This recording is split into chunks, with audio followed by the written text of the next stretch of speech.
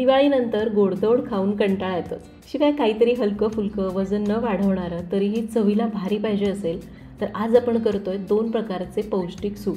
तसे तर सगळेच सूपचे प्रकार वजन कमी करणारे नसतात, पण हे शेवग्याचं सूप आणि दुधीचं सूप दोन्ही प्रकार जिभेला मस्त चव देतात आणि पोटभरीचे सुद्धा आहेत. मुख्य म्हणजे करायला खूप सोपे आहेत. थंडीच्या दिवसात तुम्ही सूपचे प्रकार करत असाल तर या 2 सूपचा समावेश तुमच्या यादीत करा. रेसिपी एकदम सोप्या आहेत. चला करूया शेवग्याचं आणि दुधीचं सूप. नमस्कार, सरिताच्या स्वयंपाकघरात म्हणजेच आपल्या सरिताज किचनमध्ये आज आपण सूपचे 2 प्रकार करतोय. अगदी करायला सोपे आहेत. आता दिवाळी झाल्यानंतर असं थोडंसं गोडधोड होतं, माहेर जाऊन आलं की थोडं वजन वाढतं. मग म्हणलं चला थोड्याशा अशा वजन कमी करण्यासाठीच्या रेसिपी शेअर करूया. तसं तर मला मागच्या दिवाळीच्या नंतर अशा बऱ्याच कॉमेंट्स आल्या होत्या की डाएट रेसिपीज दाखवा किंवा सूपच्या रेसिपीज दाखवा. पण त्यावेळी ऑलरेडी सगळं शूट झालं होतं, आम्ही दिवाळीच्या सुट्टीला गेलो होतो, त्यामुळे मला ते करता आलं नाही. मग म्हटलं की चला आता या वर्षी तरी दिवाळीला आपण सूपच्या रेसिपीज दाखवू. अजून काही डाएट रेसिपीज असतील तर त्यासुद्धा मी शेअर करणार आहे. तर आज आपण करणार आहोत 2 प्रकारचे सूप, शेवग्याचं आणि दुधीचं. मुलांना सुद्धा आवडेल इतकं चवीला छान लागतं आणि दोन्ही करायला खूप सोपे आहेत. बऱ्यापैकी रेसिपीज सेम आहेत. पटकन सुरुवात करूयात.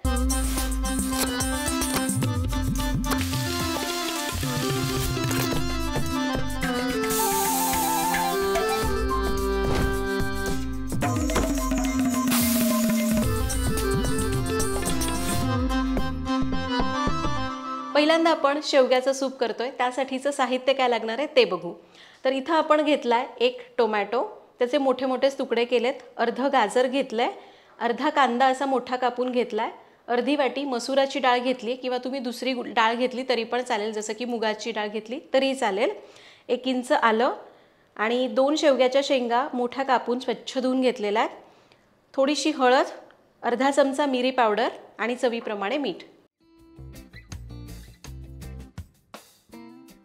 तर आपल्याला लागणार आहे कुकर. कुकरमध्ये घ्यायच्यात शेवग्याच्या शेंगा, गाजर घालण्याचं कारण म्हणजे एक तर ते सुद्धा चालतं, शिवाय त्याने चांगला दाटसरपणा येतो. थोडासा टोमॅटो घालूयात, 1 छोटा टोमॅटो, अर्धा कांदा, 1 इंच आलं, त्याचबरोबर स्वच्छ धुवून घेतलेली मसुराची डाळ घालायची. शक्यतो मसुराची डाळच घाला किंवा पिवळी मूग डाळ, कारण त्याने दाटसरपणा यायला मदत होते. असं सूप एकदम खूप पाण्यासारखं होत नाही. त्याचबरोबर यामध्ये घालायची हळद, पाणी घालायचं आहे. सुरुवातीला अगदी खूप पाणी घातलं नाही तरी चालतं, नाहीतर मग कुकरमधनं परत ते उतू जातं ना, म्हणून.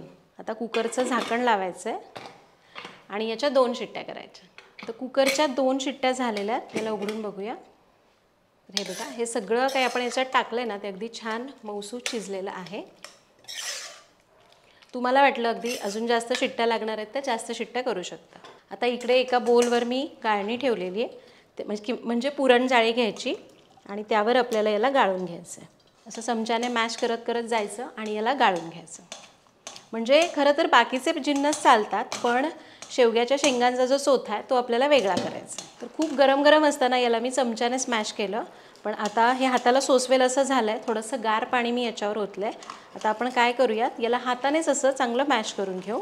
म्हणजे मग काय होतं, अगदी व्यवस्थित सगळं जो काही त्याचा चोथा आहे तो व्यवस्थित बाजूला होतो आणि आपल्याला छान असं सूप मिळतं. तर हे बघा, याला आपण हाताने चांगलं असं छान असं कुस्करलं आहे. सगळा गर याच्यात निघून गेलेला आहे. फक्त शेवग्याचे जे साल असतात ते वर राहिलेले आहेत. आणि इकडे बघा आपल्याला हे सूप मिळालेलं आहे, पण याच्यामध्ये अजून चवी ॲड करायच्यात. आता इकडं मी पॅन गरम करायला ठेवला आहे. त्यामध्ये आपल्याला हे तयार सूप काढायचं आहे. तुम्हाला जर यामध्ये अजून पाणी घालायचं असेल तरी पण चालणार आहे. आता यामध्ये घालायची आहे काळी मिरी पूड, जसं तुम्हाला तिखट आवडतं त्याप्रमाणे, आणि चवीप्रमाणे मीठ.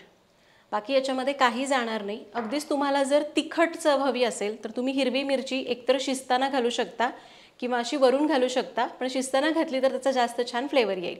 आता आपण याला चांगलं मिक्स करूयात आणि मोठा गॅस करून उकळी आणू. तर याला आता चांगली उकळी आलेली आहे. उकळी आली की गॅस करायचा आहे कमी आणि याला मंद आचेवर 3 ते 4 मिनिटं उकळून घ्यायचं आहे. आता तुम्ही बघाल ना तर सूप आपलं एकसंध आहे, पातळ आहे. असं सुद्धा तुम्ही पिऊ शकता, असं थोडंसं उकळलं की लगेच. पण अगदी 1-3-4 मिनिटं उकळून दिलं की मग त्या चवी याच्यात उतरतात आणि सूप चवीला चांगलं लागतं.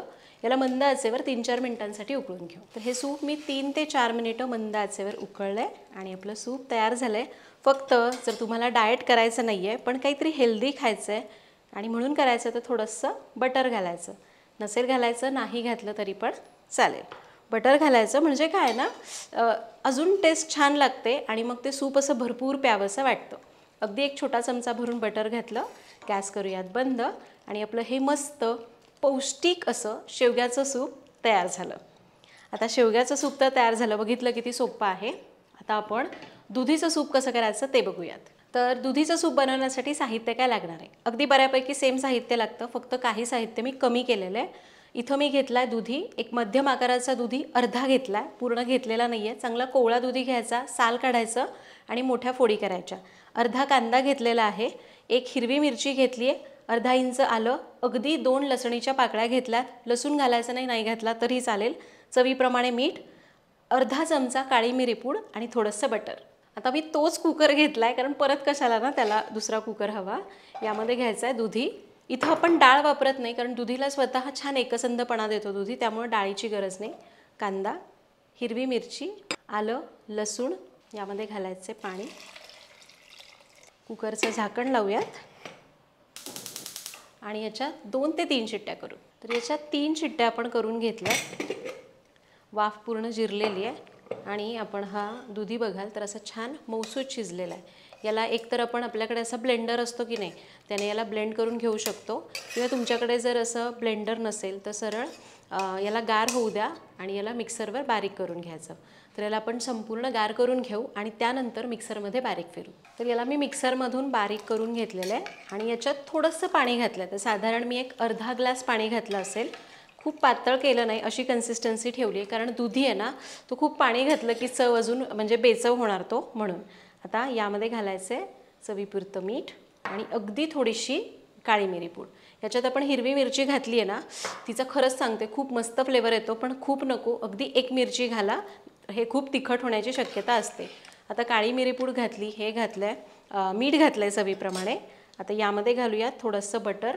याला मात्र अगदी आवर्जून बटर घाला, कारण दुधीची चव तितकी अशी छान नसते ना, त्यामुळं मग बटरने थोडंसं ते बॅलन्स होतं.